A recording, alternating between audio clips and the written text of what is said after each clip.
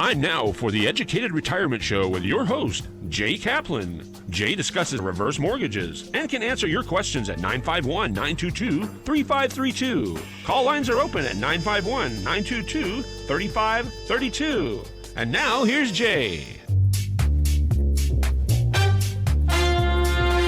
And here is Jay, who does endorse these things. But that doesn't mean everybody has to. But we do, one thing we do has to do is learn and be educated so that we can all take educated choices. We can make educated choices. But welcome, please, to the Educated Retirement Radio here on KMET 1490 AM, where we contemplate retirement, how to best prepare for retirement, and how to best stay successfully retired.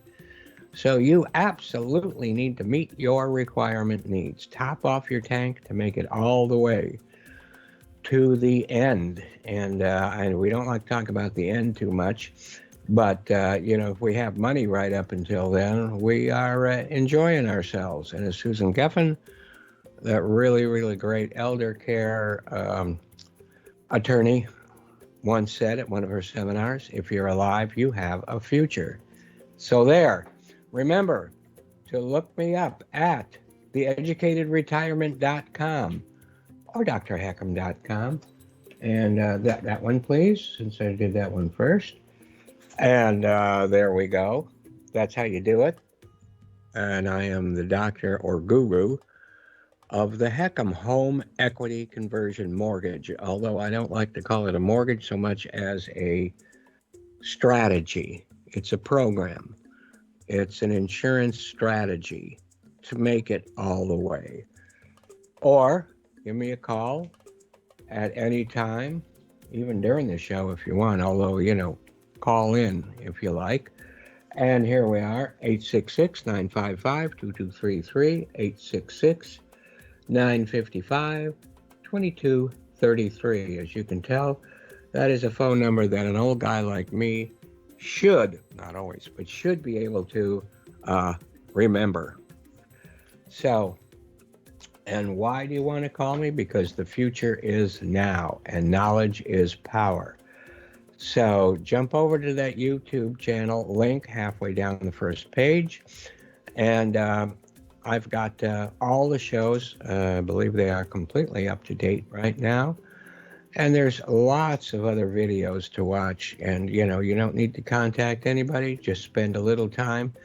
I added a couple of new videos. One is from a financial advisor point of view, which was Phil Walker.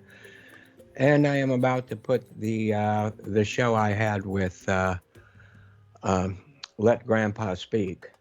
And that was so much fun. So, and another thanks to Daryl McCants, who does recognize this show on each of his own shows, the Southern California Business Report, that he shares with Yvette Walker. He talks about me as being on his advisory team, along with Bill Morris of UCI. And that Southern California Business Report has a new time, or it's probably not that new anymore, 4 p.m. on Tuesdays. And I also just texted him and asked him to be on my show again. He's been here many times before. Both of them have been. So let's get into some of our intriguing information, history. And then at the half hour, we will have Dr. Arash and maybe even Mr. B from Golden Years Hospice and Palliative Care. And those are the guys who taught me that hospice is not a dirty word. So, in any case, today, what is today? National Bacon Lovers Day. Now, you can count me in on that. And if I had more teeth, I would eat some bacon in front of you, but it would take too long. We'd have to have a break right now for about 20 minutes. So bacon is one of the oldest processed meats in history. Chinese began salting pork belly as early as 1500 BC, and the Romans' version consisted of boiled salted pig shoulder, browned and seasoned with pepper sauce. More than half of all American homes keep bacon on hand at all times. The average American consumes 18 pounds of bacon a year. I did that on purpose, and it's said to cure hangovers. So go get drunk, and if the doctor tells you not to eat too much bacon or fat, just get drunk and have a good reason for it. The first meal on the moon was bacon. I did not know that until this was looked up. So that makes a lot of sense. The world record for eating bacon was Matt Stoney, known as Megatoad. Yeah, I can see that. February 22nd, 2015, who in Daytona, not Daytona 500 or whatever, but he ate 182 slices of bacon in 5 minutes. I couldn't do that. I don't know about you. He beat the previous record held by Mark, known as the human vacuum, Mark Lyle. The origin of the phrase bringing home the bacon, that's kind of important. In the 12th century, when a church in England offered a side of bacon to any man who could swear before the church that he had not fought with his wife for a year and a day. Okay. Well, you could argue about bacon, though. Any man who could bring home the bacon was highly respected in his community. So this is National Radio Day, and we are on the radio, so what the heck? That's how we're celebrating. We're arriving to you on all frequencies for National Radio Day. Maybe not, right? Kathleen.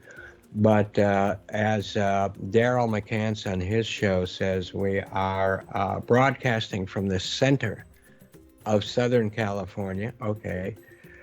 And actually, we're radiating out to the entire world. So this is when we recognize great invention and celebrate the news, information, music, and stories carried across the airwaves, including the smart talk that we're listening to now. Nikola Tesla came up with an early design long before Marconi.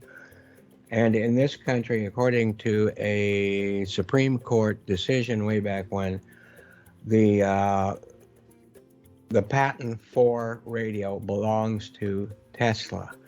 And though Marconi and Hertz, a guy named Hertz, helped to create the radio, it was inventor Lee DeForest, not to be confused with Bones from Star Trek, who brought public radio broadcasting to the front. He transmitted the first public radio broadcast, which featured the voices of opera stars from the Metropolitan Opera in New York City in 1910.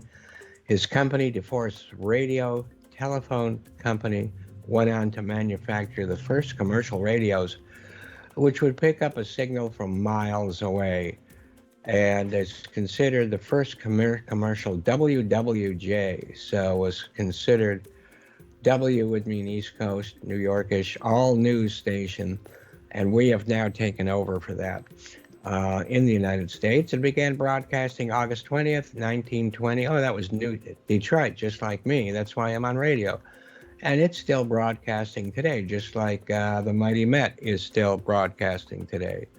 It's also World Mosquito Day. How wonderful. And World Mosquito Day is commemorating British doctor Sir Ronald Ross's discovery in 1897 that female mosquitoes transmit malaria between humans. So did you know that mosquitoes have been around since the Jurassic period? And they were probably, instead of Jurassic Park, they should have had giant mosquito movie, like they did with The Beginning of the End and Them and that kind of thing, but no mosquitoes. So maybe Spielberg, if you're listening, that's the next one. Anyway, that makes them about 210 million years old. That is a long lifespan.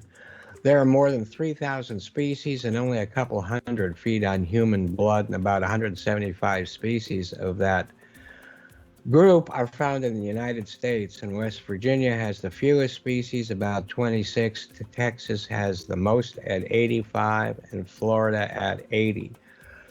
Somehow I think humidity may have something to do with that. We're getting some humidity out here, aren't we? Anyway, they're drawn to people drinking beer. Didn't we have National Beer Day? I guess that should go along with mosquitoes. So the average mosquito lives less than 2 months, and humans are not the first blood choice. They usually prefer horses, cattle, and birds. So keep a cow near you at all times when you're in mosquito areas. Keep yourself safe. And we believe in challenging the status quo here on this show. Families and people need to be active and not reactive. So let's get into, before we get our guest going, let's talk about Sylvester Stallone. No, let's not. Let's talk about Sylvester McCoy, who was born August 20th, 1943. So he's still around, right? Mm-hmm. Okay. Where's his picture? Do we has his picture? Mm-hmm. Yeah. This guy, I don't know if you recognize him. We sure did when we saw it. This is Doctor Who.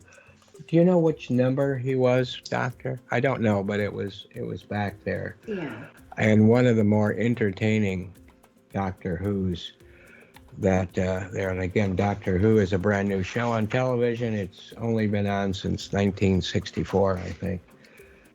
Grab me another picture of Sylvester. And here he is as the doctor again. And he was a pretty funny doctor and very entertaining guy, all in all. And if anything, if you're like a millennial or one of those people, or don't go back and get Doctor Who, and we just bought a record of Doctor Who and the Cybermen, 2-record set with the whole episode. Anyway, give me another picture there. I'm going to show him as the Brown Wizard. Maybe you remember the Brown Wizard. He was really funny in Lord of the Rings. And here he is as the Brown Wizard. And here's another picture of him as the Brown Wizard. And he was great in that part. And it was just perfect for him. But he is a Scottish actor, best known for playing, right here, it's the 7th Doctor. So I don't know, we are on to 10, 11, 12, 13 or 14th Doctor, because the Doctor, he changes. He morphs into a different, sometimes he even morphs into a female. But there's been a lot of doctors. McCoy was born in Scotland to an Irish mother. His father was English and was killed in action in World War II a couple of months before Sylvester was born. Sad. Once McCoy finished school, he moved to London and worked in the insurance industry for 5 years. He then joined an experimental theater troupe and worked as a stuntman. Maybe that's why he makes such funny moves and does them with such little effort. And became part of a roadshow. He put a fork and nails up his nose, stuck ferrets down his trousers, and set his head on fire. I guess that really, I missed all of that, but that really got him ready for his brown wizardness. He got a small role in the 1979 film Dracula, opposite Laurence Olivier and Donald Pleasance, and he also sang with the Welsh National Opera in Midsummer Night's Dream. I wonder if he had nails up his nose. And that was recorded by the BBC. McCoy became the 7th Doctor Who after taking over the lead role in 1987 from Colin Baker and remained on the series till 1989. And Sylvester was the second choice to play the role of Bilbo Baggins in Peter Jackson's Lord of the Rings. I bet he would have been good. Of course, it turned out great anyway. He did play Wizard Radagast, Wizard Radagast the Brown. In 2011, in the continuing The Hobbit film series, starting with an unexpected journey, Wizard Radagast was the friend of all birds and beasts, and an associate of Gandalf the Great. Gandalf, I believe, was gray and then turned to white before the end of the series, the first series. This wizard had the ability to change shapes, skinwalker, and colors as he supported a bird's nest on his head and spoke the language of birds and creatures.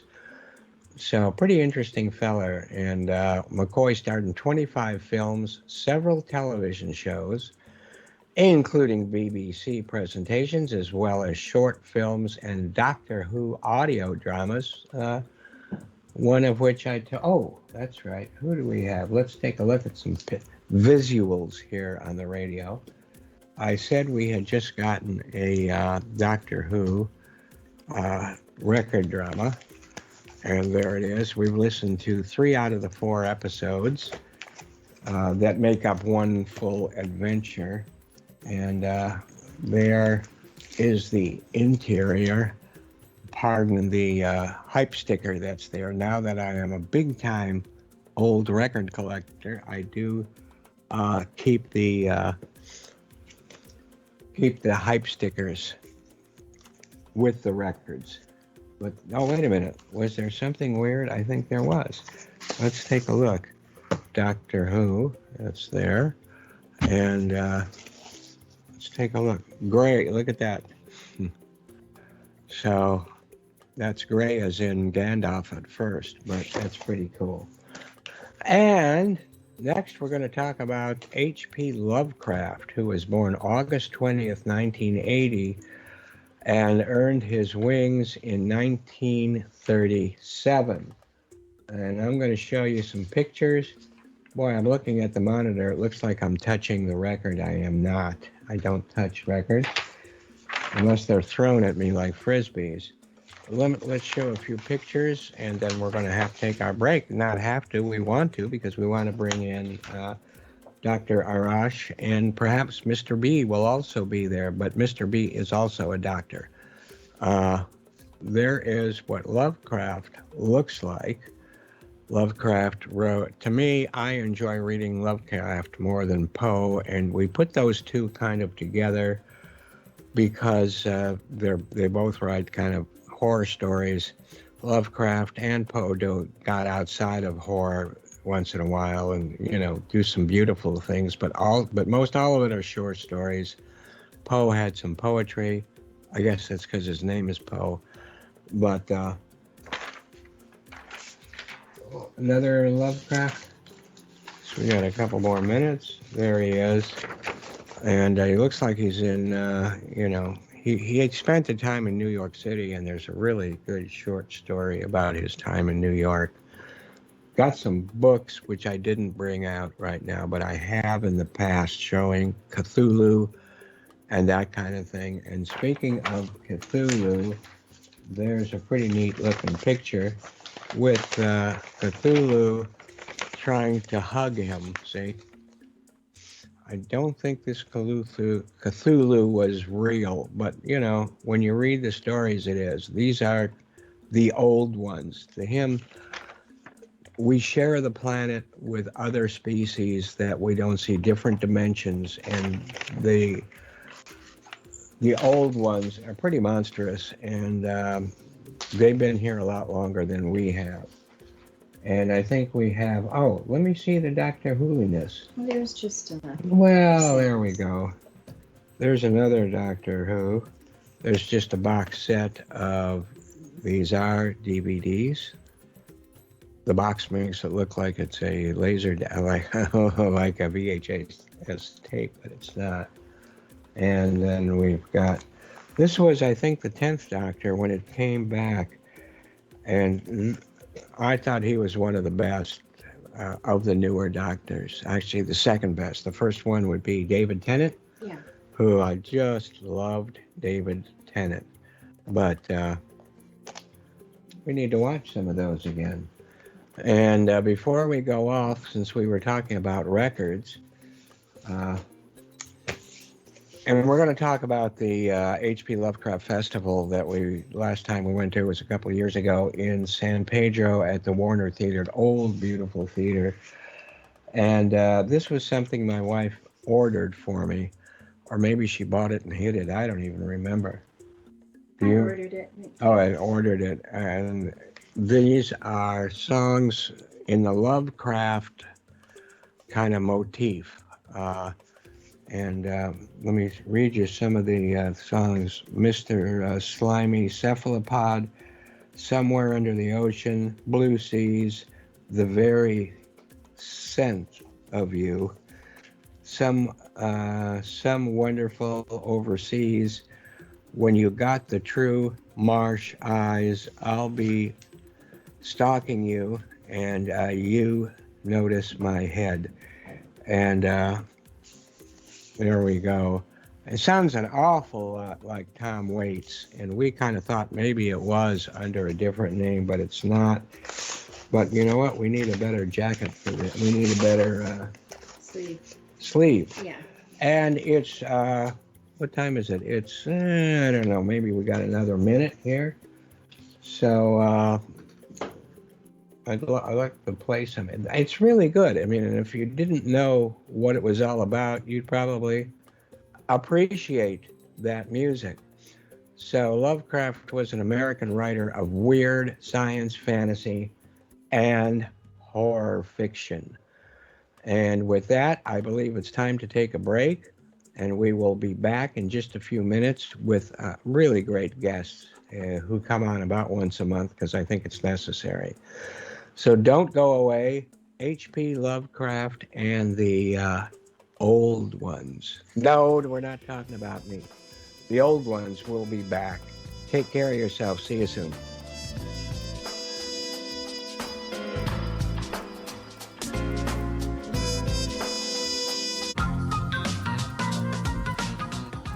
Welcome back, everybody. You are on the Educated Retirement Show with your host, Jay Kaplan. And this is the section that we try to bring the best guests possible for the, well, I could say aging population, but I think it's also important for their children, for people who are looking at trying to age, because isn't that what we want to do? We want to get older. Anyway, we're back after we had an unexpected break in continuity. And we don't know whether it was caused by sunspots or aliens. I prefer aliens. But we're back now. So what I was saying was, I think I was talking about the friend of mine when we got together on Wednesday with Dr. Arash, that a friend of mine, his wife was given 4 to 6 weeks to live, and that was 32 years ago. And she's still doing very well. So, that all has to do with hospice. Is not a dirty word. So let's get right back to Dr. Arash, and we'll let him introduce himself and then introduce his associate. Go ahead, take it away. All right. Hi, Jay. Pleasure seeing you again. My name is Dr. Ross Thompson. I'm one of the doctors and the chief operating officer at Golden Years Hospice Care. What we do is try to manage patient satisfaction, make sure everybody's on track, and really address our patients' needs. That's what my goal is. And today with me, I have one of our lovely nurses. She's in charge of watching over the other nurses as well to make sure everything is going smoothly, because it takes more than one person to run a village. Yes, it does. Let alone running the world. But you guys are close to that level. So go ahead. Would you like, what's the, the head nurse, we'll call her. What is her name and that kind of thing, and then I'll leave it up to you, Dr. Arash, who's going to do some talking. We'll both talk, but I'll let her introduce herself, and then we'll both talk. Hi, Mr. J. My name is Mildred Castro, and I'm one of the nurses here at Golden Years. I think you're the big cheese nurse, are you not? You're ahead of the other nurses, right? Or to make sure that everything is running as smoothly as Dr. Arash wants them to, correct? Well, I'm not sure, but I wanted to, make sure that I follow orders with Dr. Arash. Yes. Yeah. Make everything, make sure all our patients are well taken care of. Manage it. And I'm sure they are. So did you want to get into a little deeper into what you do, maybe on a daily basis or what that kind of thing? Well, I think that might be just too much for your radio listeners, just for them to say, "Oh, she checks in on patients." But the whole purpose is I actually wanted to bring her is for you to see that it's not just one person that cares about patient management. When we talk about supportive care and what hospice means and palliative care means, it's literally a team. Yeah. So I don't want someone to think, well, it just means I'm going to get to see a nurse or I just get to talk with a doctor.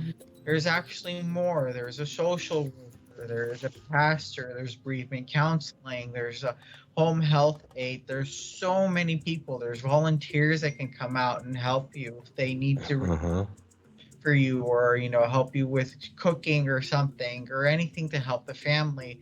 The whole point goes back again that when people are in need and they need that supportive care, it's not just one person. So when they come to us, I want them to know it's not like I'm asking for a doctor's help. They're getting more than what they would think they would be getting.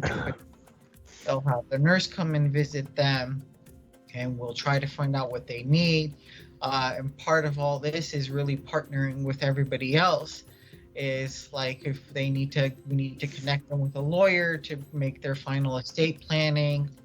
If they need help with a mortuary to make the final preparations, to really help them step by step and say, like, during this time, by this point of time, you should have these taken care of, making sure your seats are taken care of. Right.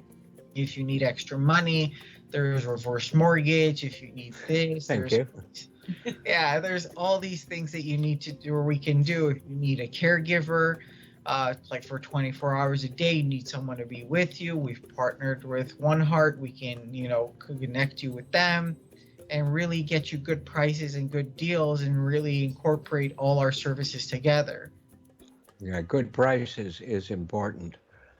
And because, there's a lot of elder abuse out there, which we talked about on Wednesday. And I know, I'm supposed to have seen a lot of that doing reverse mortgages, but I just do not, which makes me very happy.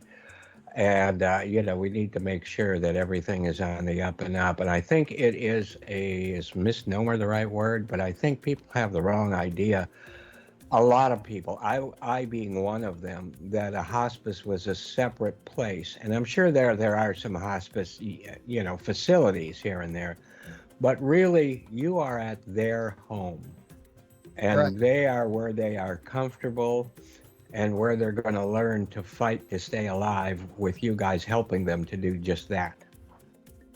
Right. So traditionally, you were right. Back in the days, hospice was a place where people would go for, end of care treatment and support. Nowadays, with our medical system has changed and people have realized that people want to be surrounded by their loved ones.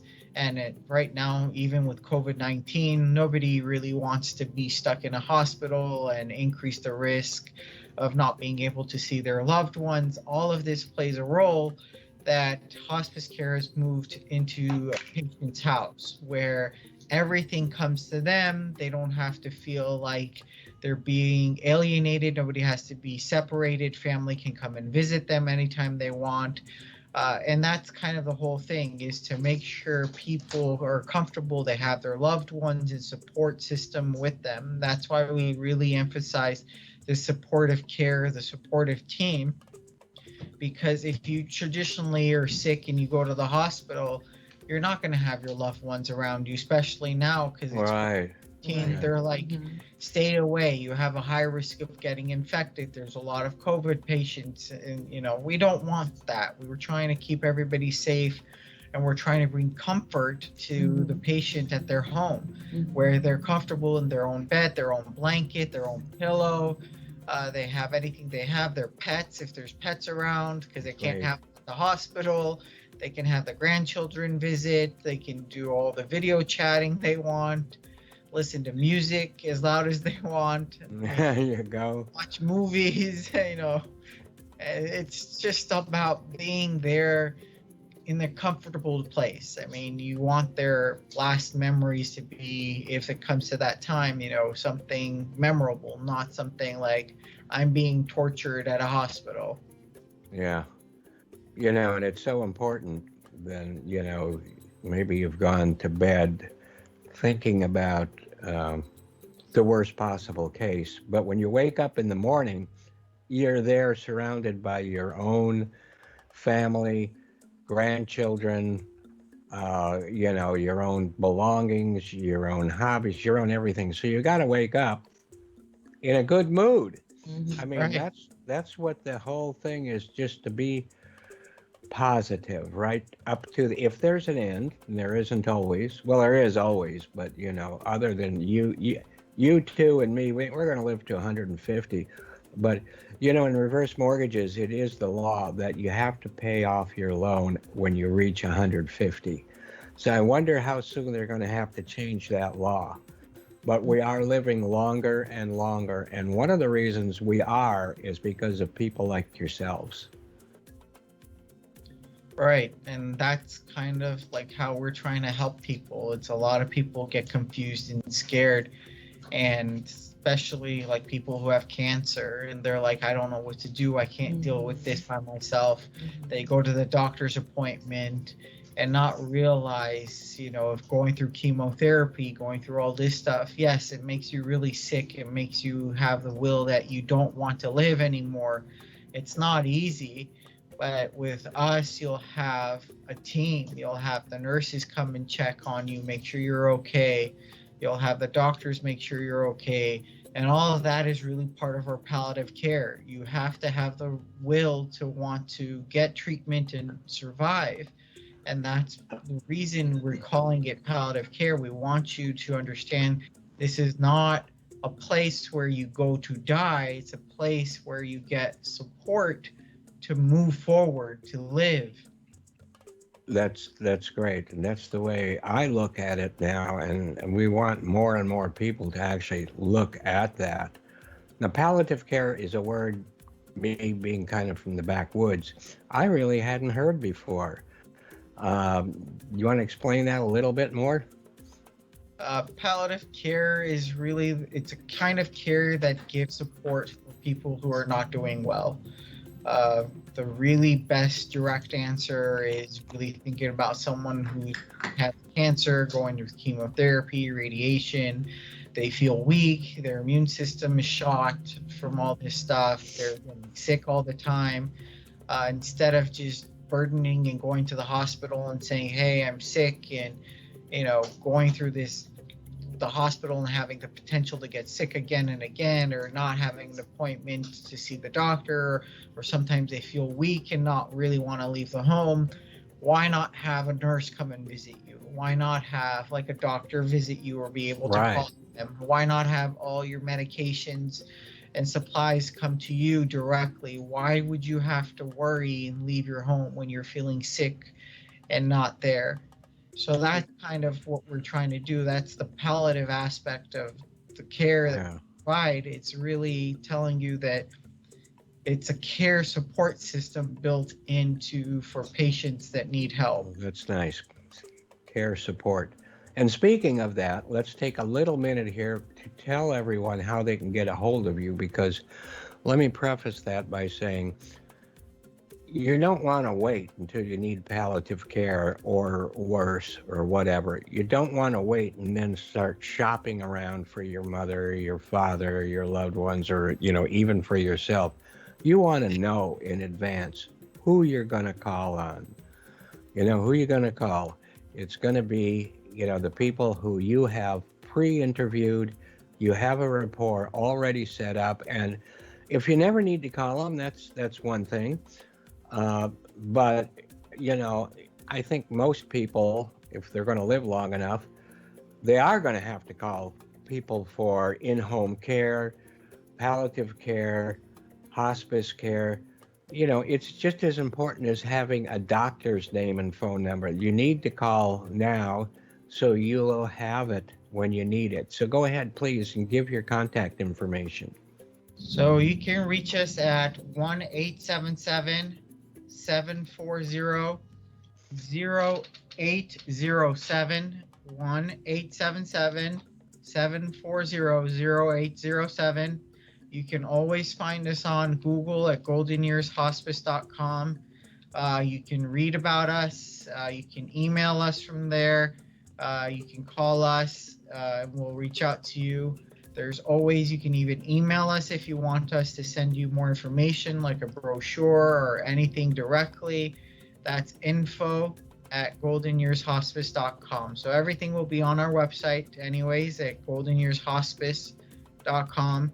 Golden Years, it has a S, hospice.com. That's right. It's not just you got more than a year, you got years. And that's part of the positive forward thinking that these people have. So, you know, you need to call them. You need to get brought up to date. And you guys are expanding, correct? Right. Quite a bit. So we're expanding. We have nurses all over California. We're all the way from San Diego all the way till San Francisco. We have a whole bunch of nurses in the Orange County, Irvine area. We're working with hospitals directly to make sure that they know that who we are. We're also working with nursing homes in the areas to make sure that they understand, like once they need that extra help and they get discharged from the nursing homes, where they can go. And the whole point again is to work with everybody within the community, and it's about connecting everyone and letting them know it's not just, you know, having a nurse or a doctor. It's more to that. You know, how else can we help you? What else? You know, there's a social worker, there's a pastor, there's volunteers. There's so much more than just saying, like, I'm just calling for help. Like, you're getting more than that. Yeah, and you know, the reason you are is because you're forward thinking, you're positive, and people who are positive are probably going to live a little bit longer, or maybe a whole lot longer. So you know, it's so important to have people like you around. And you know, you go to the people's home, people are comfortable where they are, and that helps give them more, you know, more of an optimistic view of the future, which is what we all need. Well, there's a joke basically. If you have a problem, just call me and I can solve it for you. That's basically my responsibility. Well, I've got a long list. When should I start calling? I mean, you cover all subjects, correct? Yeah. So if you make an appointment, call me and then we'll cover all your problems. All right, now you're talking. And go ahead, please. You know, people have issues. There's always problems and concerns, and I want them to feel comfortable to be able to call us and know that, you know, if they want to talk to a nurse, they don't have to talk to a doctor. You can directly talk to a nurse without any problems. If you have any issues or concerns and you say, well, I want to talk to a doctor, that's not a problem. If you need, you know, extra help, like if you need caregivers and all that stuff, that's not a problem. You can call us and say, I need extra help. I need someone there 24 hours a day. I need this supply. I need this medication. We are connected to the pharmacies, so we have a direct line to the pharmacy that the medications will come directly to your home. So you don't even have to worry about seeing a doctor and saying, well, I need to see a doctor because I have an infection. You don't need that. You just call us and say, well, I have an infection. We'll ask you a couple of questions. We can even order labs for you. They'll come to your home, run some labs, and then everything will be done for you. Your medication will be delivered to your home. Wow, that's great. Like concierge service. That's great. Yeah. It's almost unbelievable, but it's really great that you offer that. And you know, things like chemo, not to mention radiation, sometimes 20, 30 years after you get the radiation, you get problems. So people who are sick, let's say they have cancer, it may, we won't say uncurable because you never know in a lot of cases. But when they're suffering already and they have like chemo, they're suffering even worse. And they get that mixed up with the underlying issue and think that they're really in much more trouble, I would think anyway, than they already are. And you guys help them through that and help them realize that, what you're feeling now is the chemo, not the underlying disease particularly. Right, and that's kind of like how we're trying to work and make sure people understand that it's not really a place where you say, I'm going to die. It's more for the supportive care. Right. And the best part about all of this is a lot of people think, well, all this sounds wonderful. How much is it going to cost me? I was going to get into costs about not only your services, but other services you have contacts with. Right. So, yeah, let's speak to that. Go ahead, please. So for cost, if you're 65 and older, Medicare covers that. If you're 65 and younger, it all depends on your insurance. Medi-Cal covered California covers all of these expenses. But it really, we work with a lot of people, try to see how much help we can give them. Most people don't even have to worry about it because they're over 65 when they reach to have a certain amount of problems, and that's where Medicare really covers it, and they don't have to worry about a penny. Yeah, I wish I remembered that far back when I was 65, but yeah, I understand. And, I had some problems this last year, but so far, knock on wood, I've come through all of that in pretty good shape, even though a lot skinnier than I used to be. But you also have some connections with other things like mortuaries and other services. And again, most of us don't want to talk about that, but guess what? You have to. And the sooner you get it out of the way, the better. Then you don't have to worry about, well, am I going to go visit grave sites for myself next week? Get it done with. Get it out of the way. That'll probably help you, that is the patient or the individual, whether you're sick or not, get it out of the way. And I believe, Dr. Arash, that, you have some connections there, price-wise. Right, and that's part of really working with the community. We worked with a funeral home mortuary that offers an extreme discount for our patients. Typical funeral cost up to $9,000-$10,000. Oh, yeah, that's true. It's crazy. We found one that's willing to do it for $1,800. So these are really good discounted prices for our clients. And the whole point is I want people to think we're not here for the money, or it's more about helping the patients. Right. That's why I partnered up with these different companies, is to give people a chance of, a fighting chance, and tell them, I understand that you need these, but these are like the best prices that I can get for you. Right. I picked out these contracts for you. I know where I'm sending them. I trust them. So even for, if you say, like, do you trust these people? I can say yes, because I've worked with them. They're not some person that I'm just referring to you because of Google. It's because I built that strong relationship with them, and I understand that they will take good care of you. They represent who we are as much as I represent who they are. Wow, good. And you don't want your loved ones, if you think you are going to pass, you don't want to have the burden on your loved ones. And if you don't go ahead and pass, that's good too. It's all taken care of. But, you don't want your loved ones or those that you leave behind to have to spend more money than they need to for what you actually want. Whether that's a nice grave site where other family is, or whether you want a parade in New Orleans with all kinds of jazz players. All of that's probably available, right? Right. That's the whole plan, is to make sure everybody is aware of what's going to happen and basically solve all the problems, like whatever they need. If they need extra money, if they need extra caregiving services, if they need extra support, And that's, what I said from the beginning. We're here to solve their problems, not to Yeah. add to anyone's problem. You said if they have these needs. I think everybody has these needs.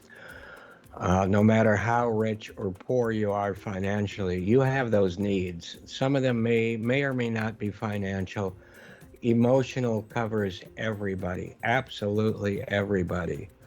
And in this world, of course, the financial and the emotional kind of get hooked together anyway when it comes to family. But, that's why I say that these folks at Golden Years, they taught me that hospice is not a dirty word. Why? Because I was ignorant of the real facts. And I don't want any of our listeners to stay ignorant of the real facts.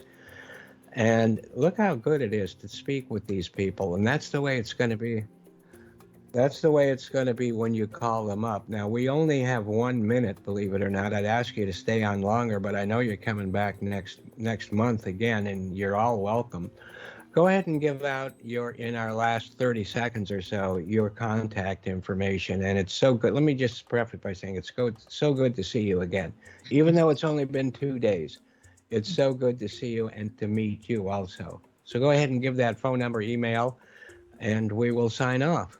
It's 1-877-740-0807. 1-877-740-0807. Great. And, again, it has been a pleasure speaking with you and listening to you folks. And I know it's a pleasure to everyone who's listening. So you guys, you take care of yourselves because we all need you guys. Selfishly, we need you guys. But I think you all have, families and other people that need you also. So let me just say thank you so much, both of you. And it was great meeting you. And we'll be together again soon. So take care of yourselves. Say hello to Mr. B. I will. And we'll talk to you soon. Bye-bye, and thanks so much. Thank you.